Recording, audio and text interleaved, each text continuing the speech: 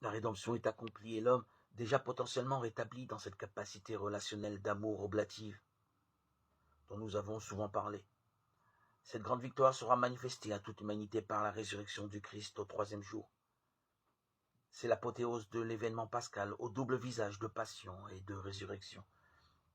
Mais alors pourquoi nous parler de transpercement? D'ailleurs, qui nous en parle? Il s'agit du disciple que Jésus aimait.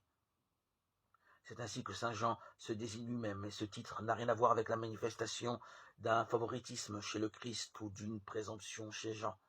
L'apôtre était ce disciple que Jésus aimait, non parce que ce dernier aimait moins les autres apôtres, mais parce que seul Jean avait découvert ce trop grand amour, dont parlera d'ailleurs l'apôtre Paul. Jean, qui avait reposé sa tête sur le cœur du Sauveur au soir de la scène, savait ce que voulait dire être aimé de Dieu.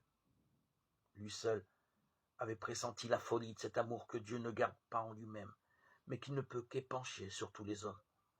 Jean, en fait, expérimentait déjà ce à quoi nous sommes tous appelés, être aimés par Dieu à la folie, c'est-à-dire jusqu'au plus profond de nos blessures, de nos ténèbres, de nos souffrances. Jean savait bien que nul ne pourrait le ravir à cet amour de compassion qui brûle le cœur de Dieu et consumer le cœur du Christ.